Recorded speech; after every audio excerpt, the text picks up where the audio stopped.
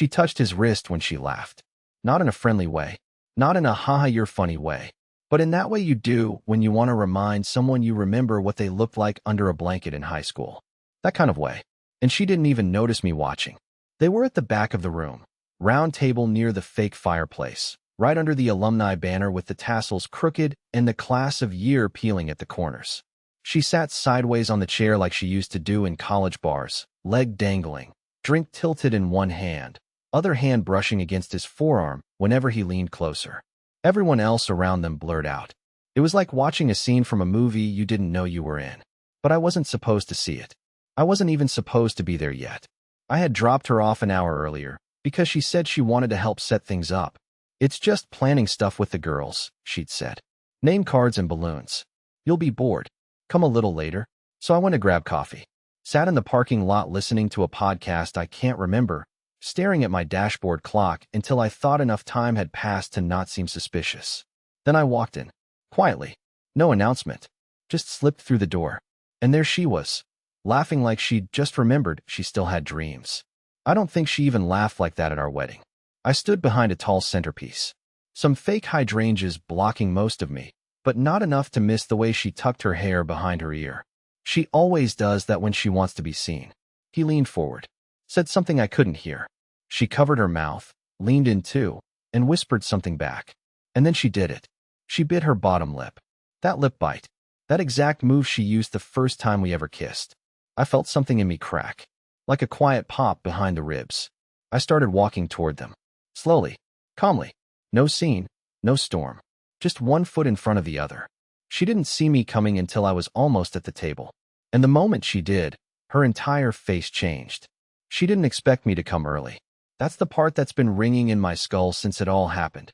Not the way she laughed, or how close they sat, or even the lip bite. It's that look on her face the moment she realized I was there. It wasn't guilt. It wasn't fear. It was annoyance. Like I'd walked into a conversation she wasn't done having. Like I'd opened the curtain before she finished her scene. Callie blinked at me once, twice. Then she quickly adjusted her posture and gave a half smile, as if nothing had happened. Milo, she said, standing up fast and brushing invisible dust off her lap. You're here already? Already. Like it was a problem. Like I'd violated some secret schedule. Mason didn't stand. He just turned slowly in his chair, eyes scanning me in a way that made my skin crawl. I was wearing a navy blazer Callie picked out for me 2 years ago and shoes that still squeaked a little because I rarely wore anything that wasn't sneakers. He was in a fitted black shirt with a thin chain at his neck and a smirk that said he'd already won something I hadn't realized was a competition. I got here early, I muttered. My voice cracked, but I ignored it. Didn't want to miss anything. She hesitated for a beat too long before reaching out and touching my arm. I was just catching up with Mason. You remember me mentioning him, right? No, I didn't. Or maybe I did, and I just didn't know who he really was when she said the name months ago while scrolling through RSVPs. I probably nodded then, half listening, thinking he was just another one of those harmless ghosts from her past. But he wasn't harmless. Not the way she looked at him. We were just talking about our old dorm prank war, she added, forcing a little laugh. Do you remember that thing I told you about with the shaving cream and the... I'm sure it was hilarious. I cut her off, sharper than I meant. I glanced at Mason. He raised his drink a fraction, like he was toasting me silently. I wanted to slap the glass out of his hand. Instead, I smiled, too wide, too tight. Mind if I sit? She looked between us like she was calculating the emotional math of this triangle. Actually, I was just about to grab us some wine. You want anything? I knew what she was doing. She wanted a second to reset, to recalibrate, to whisper something to him maybe. I shrugged. Whatever you were going to get for him is fine. That got her. Her mouth opened for a second, but no words came out. She walked off quickly, her heels clicking against the polished floor, and I watched her hips sway in that dress she claimed she bought just because it was on sale. I suddenly hated that dress. Now it was just me and Mason. He didn't flinch, didn't blink. He leaned back in his chair like we were old friends about to share war stories. So, he said, swirling his drink like this was a rooftop lounge and not the beginning of the worst night of my life, you and Callie, huh? Married. 11 years, I replied flatly. Wow, he said, dragging the word out like it was some rare condition. That's impressive these days. She's a hell of a woman. Yeah, I said. I know. And then there was silence. Thick and crawling. The kind that makes your palms sweat and your stomach churn even though you're not moving. I wanted to ask him something. Anything that would reveal what I feared. How long had they been talking again? Was this just coincidence or something coordinated? Did he message her before tonight? Was she already planning to see him, even if I hadn't come at all?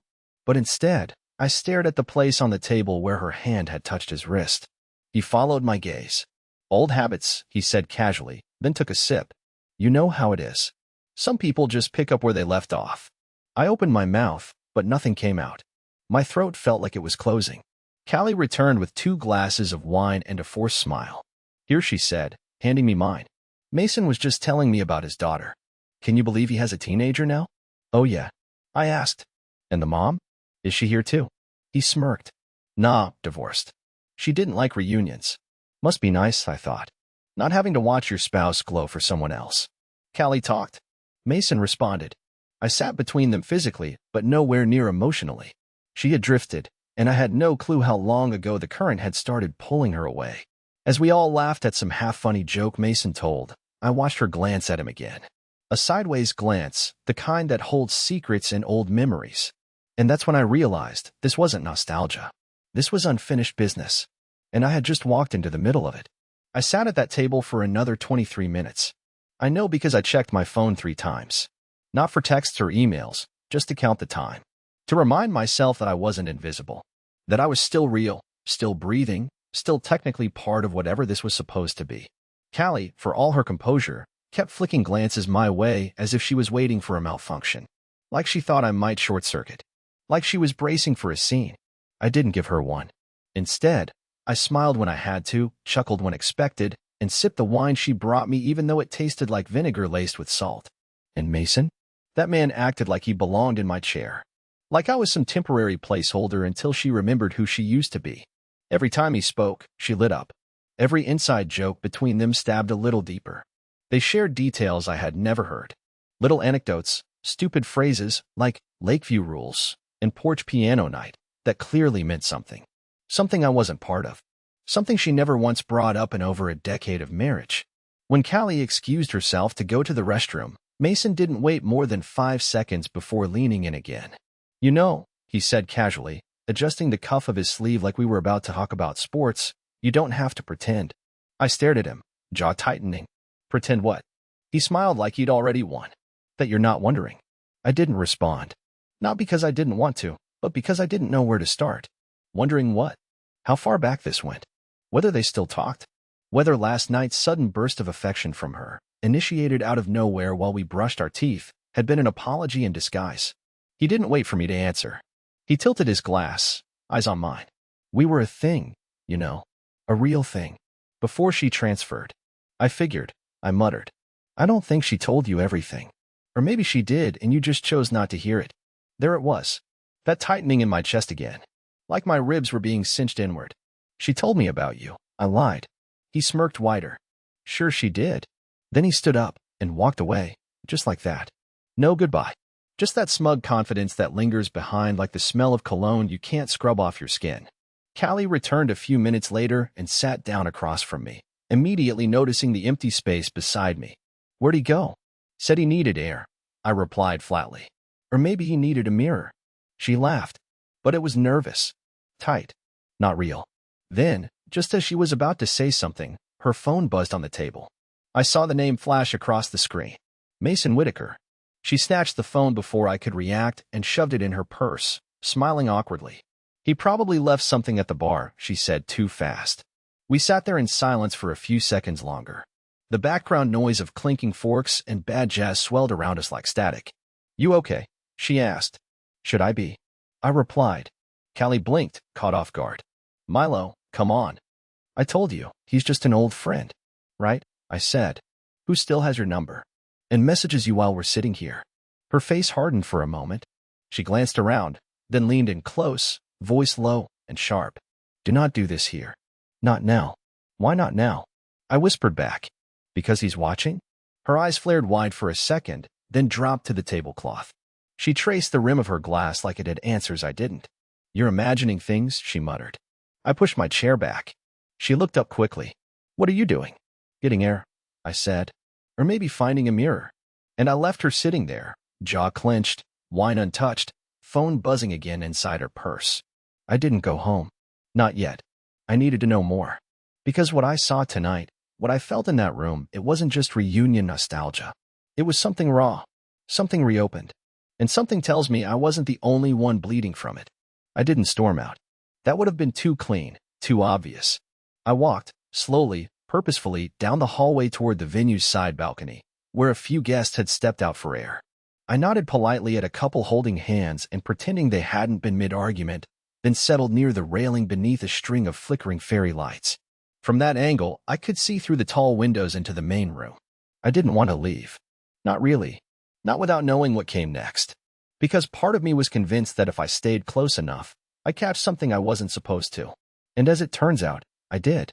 I waited out there maybe 10 minutes, long enough for the burn in my throat to calm and the wine buzz to settle. That's when I saw her, Callie, rising from the table again. Alone this time. She looked around the room like she was checking to make sure no one was watching, then headed briskly toward the back hallway that led to the coat room and the back elevators. Something in me, instinct or maybe just desperation, told me to move. I slipped through the side door and took the parallel hallway that fed into the same area, only from the other side.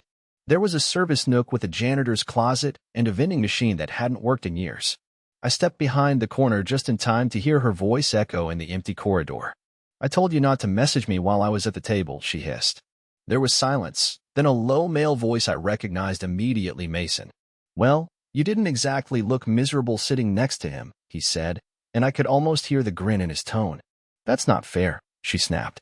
"You said you weren't even coming. I thought you moved to Chicago. And yet here I am," he said smugly. "Couldn't resist seeing you again. Guess the universe is trying to tell you something." I heard her sigh. Then her voice dropped, too low for most people to catch. "This is complicated, Mason. You can't just show up and expect me to fall into old rhythms." "But you did, didn't you?" he said softly. "The way you laughed back there. You remembered. Just like I did." Silence. Then, her next words felt like being shoved into cold water. "I don't know what I'm doing anymore." She said it quietly, like she hated herself for saying it. And I think that's what stung most, not that she was being dishonest, but that she was being honest in a place I wasn't supposed to be. Mason took a step closer. I could hear the subtle creak of the floor. "You're doing what you always do, Cal. You're trying to be everything for everyone and leaving yourself with nothing. But I remember who you were before all this, before him." That was it. That line. Before him. That's when I stepped out from around the corner. Not slamming anything, not yelling, just walking slowly into view. Her eyes met mine, and the blood drained from her face. Mason didn't move. Not an inch. He just looked at me with that same unreadable stare, like this was some kind of test, and he was watching to see if I'd pass. Callie opened her mouth, but I held up a hand. "Don't," I said. "Not yet." Her jaw trembled, and she blinked hard. "Milo, this isn't what it looks like." "I'm sure it isn't," I replied coldly. "It never is." "I didn't mean for you to hear that." "But I did," I said. "And I heard everything before that too." Mason finally spoke again, as if bored by the silence. "Look, man, you're obviously upset, but let's not pretend like she doesn't have a right to talk to people from her past." I turned to him, and for the first time, I saw him clearly, not just a man from her memories, but a man who'd positioned himself in the present like he belonged here. Like I didn't. "She has a right to talk to whoever she wants," I said slowly.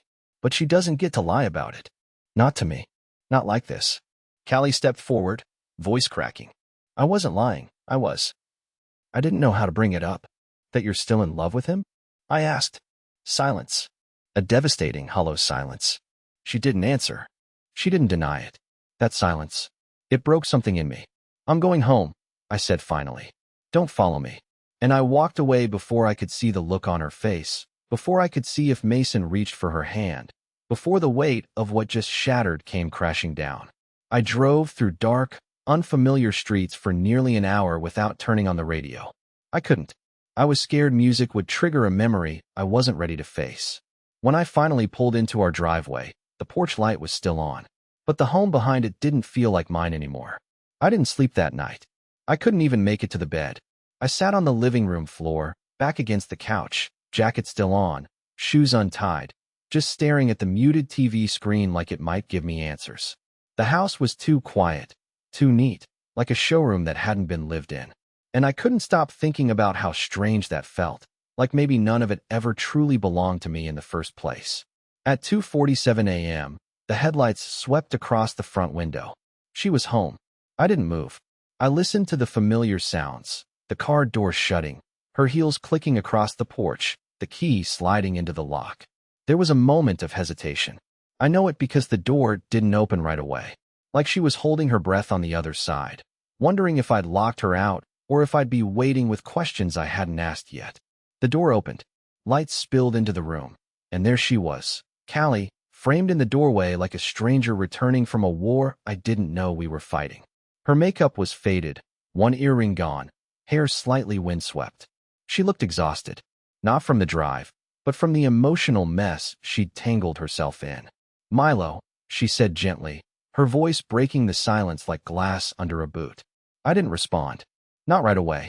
I watched her set her purse down slowly, like she thought sudden movements might make me snap. "You said not to follow you," she added, her tone tentative. But I couldn't leave it like that. I needed to come home. I let out a quiet, bitter laugh. "Home?" She flinched.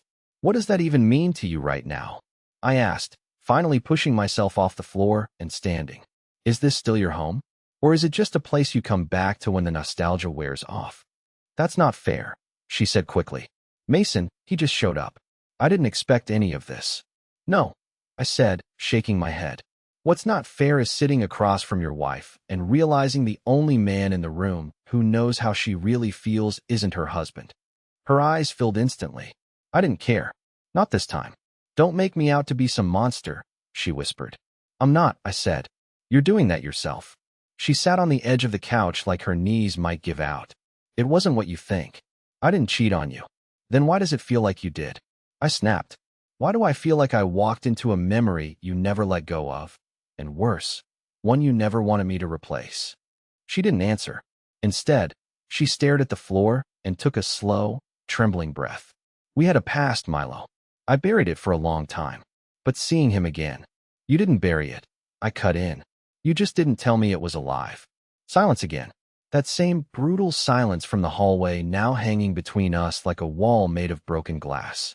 "I don't love him," she said finally, so quietly I almost missed it. "I don't. I think I was just remembering a version of myself I liked better. That stung in a way I didn't expect." "What's wrong with the version you are now?" I asked. She looked up, eyes red. She settled. I stepped back like she slapped me. She tried to fix it immediately. "I didn't mean it like that.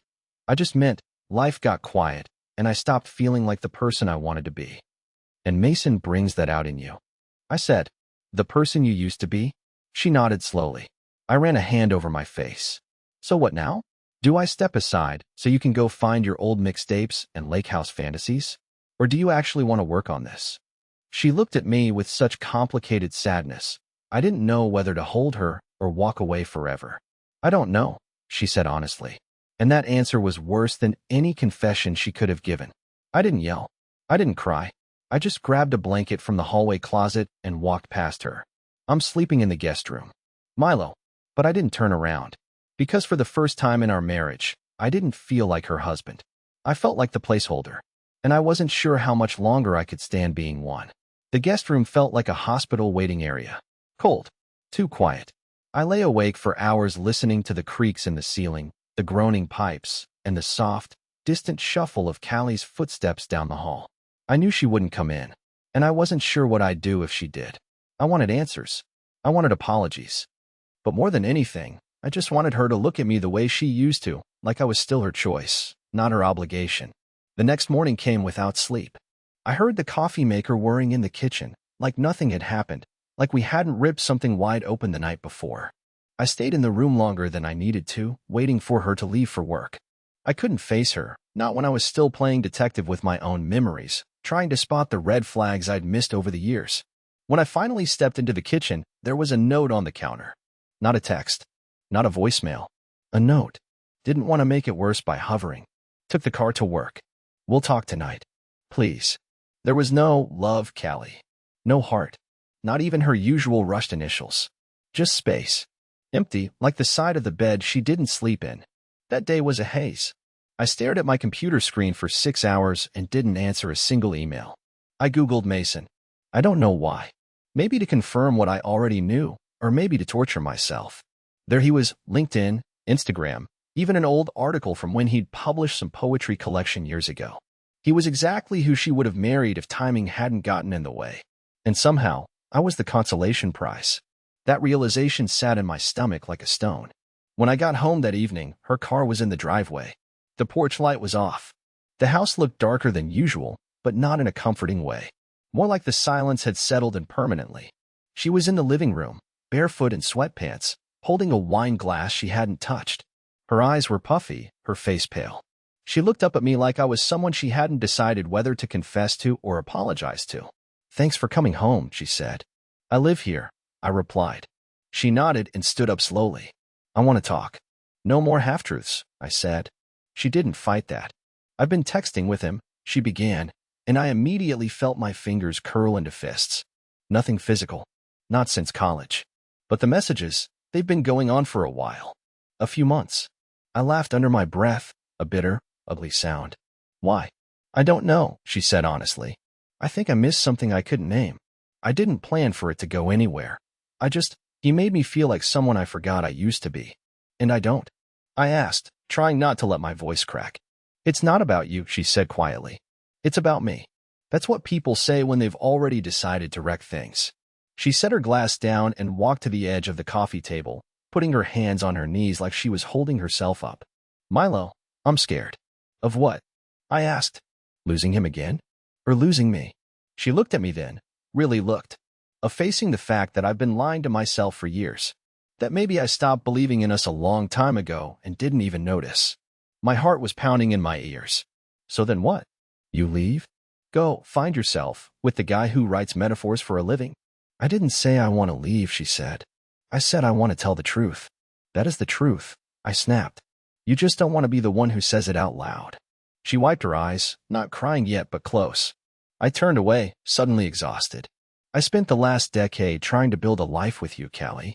I didn't realize I was the only one doing it. That's not fair. Neither is keeping a secret relationship behind your husband's back and calling it missing yourself." She opened her mouth to say something, maybe something important, maybe something final, but her phone buzzed on the coffee table. We both stared at it. One notification. One name. Mason. She didn't move. Neither did I. That buzz might as well have been a gunshot.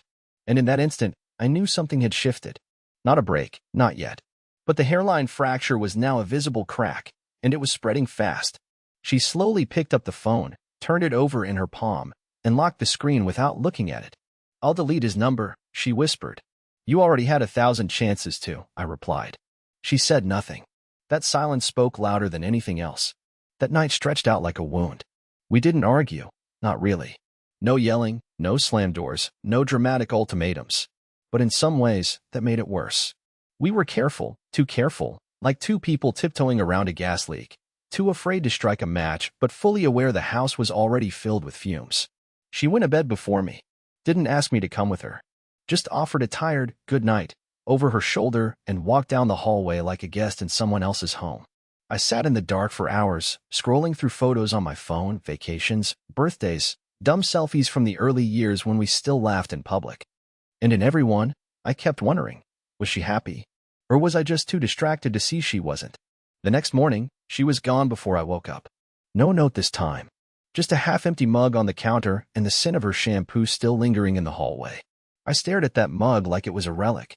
Some fragile thing left behind from another version of our life. And then my phone buzzed. But it wasn't her. It was my sister, Nora. She lived 3 states away and hadn't called me in weeks. I hesitated, then answered, trying to sound normal. "Hey, everything okay?" I asked. "No," she said bluntly. "Are you?" I froze. Why would you ask that? There was a pause on her end, and then she sighed. "Because Callie's been messaging me. Last night. This morning. She's freaking out." "Freaking out about what?" "She said she messed up. That she might lose you. That she doesn't know how to fix it." I leaned against the counter. "She's not trying to fix it. She's trying to manage it. There's a difference." Nora was quiet for a moment. "Milo, you sound like someone who's already made up his mind." I didn't respond. Because maybe I had. Later that day, I got a notification I wasn't expecting. A shared folder appeared in my email, a Dropbox link labeled Archive College Years. It was from Callie. No message. Just the link. I opened it, expecting maybe old essays or photos. But what I found was worse. There were pictures of her and Mason. Dozens. Ones I had never seen before. Lake trips. Halloween parties. Late nights. And one video, shaky, grainy footage of her sitting on Mason's lap, arms around his neck, whispering something into his ear as he laughed and kissed her shoulder. She hadn't meant to send that. She couldn't have. Not unless she wanted me to see it. I clicked away before I could see more. I wasn't ready. Maybe I never would be. That evening, when she came home, she looked like she'd aged 10 years in a day. She walked in slowly, holding a grocery bag like that could somehow make things feel normal again. She opened her mouth to say something, but I cut her off. I saw the photos, I said. Her face went pale. She dropped the bag without realizing. A bottle of olive oil rolled out and cracked against the floor. I didn't mean to, she started, stepping forward. I didn't know it was still synced. It doesn't matter, I said. Because now I finally get it. Get what? I looked at her, really looked, and felt everything inside me begin to detach. Not in anger, not in rage, but in heartbreak. Pure and simple heartbreak. I was never competing with a man, I said. I was competing with a memory. And no matter how much I gave, I was never going to win. She started crying quiet, broken sobs that shook her shoulders as she crouched down to clean the shattered glass. I didn't move to help. Not because I wanted to punish her, but because I didn't know how to console someone who still wasn't sure whether she missed the past more than she loved the present. I didn't mean to hurt you, she choked out. But you did, I said. And what hurts more is that I don't think you even know why. She looked up at me, tears in her eyes, and whispered, "What do you want me to do?" I stared at her for a long moment before answering. "I want you to ask yourself who you'd be calling right now if we were over. Me or him?" She said nothing. And that silence, that one silence, was louder than any apology she could have offered. I walked out of the room. This time, she didn't follow. I spent that night driving. Nowhere in particular. Just away. I passed through neighborhoods I didn't recognize, took random exits, and let the road do the thinking while I did my best not to feel anything at all. And somewhere around 1 a.m., parked behind a shuttered gas station under a blinking sign that said, "Open," even though it wasn't, I finally let myself breathe. I wasn't angry anymore. Just tired. Not just from what happened with Callie, but from what I let happen to myself. From the version of me I became while trying to hold something together that had already begun to fall apart in silence. I came back home at dawn. The porch light was on again. But something was different. When I stepped inside, I found her sitting on the couch, wrapped in a blanket, eyes red and raw from crying. She looked like she hadn't slept either. There was a small box on the coffee table. She motioned toward it, but didn't say anything. I sat down slowly and opened it. Inside were her phone, a handwritten letter, and something I hadn't expected, her wedding ring. I was going to leave, she said. Not because I wanted to be with him, but because I didn't think I deserved to stay. I've made a mess, Milo. And I've spent so much time chasing pieces of a girl I used to be that I forgot I already had something real right in front of me. I stared at the ring. Then why give it back? Because I don't want it, she said. Not the way I've been holding it. I don't want to keep pretending everything's fine, or hide behind memories, or make you feel like you're second to anything. I want to start over, but only if you want to. Only if we rebuild it for real. Not as husband and wife yet, but as two people who still care enough to try. That word, try, hit me harder than any apology. She handed me the letter. You don't have to read it now. Or ever. But I needed to say everything I didn't have the courage to say out loud. I looked at her, sitting there with nothing left but honesty. No defenses. No performance. Just raw, shaky hope. I put the ring back in the box and closed the lid. Okay, I said quietly. Her eyebrows pulled together. Okay. We start over, I nodded. But this time, we do it the right way. No pretending. No nostalgia. No more people in the middle. She nodded, trying not to cry again. You don't know how much that means. I stood up and held out my hand. Come on. Let's go make pancakes. Or badly ruin them together. Whatever happens first. She laughed, genuinely this time, and took my hand like it was something familiar she hadn't reached for in too long. We weren't fixed. We weren't healed. But for the first time in what felt like years, we were real. And that was enough to begin again.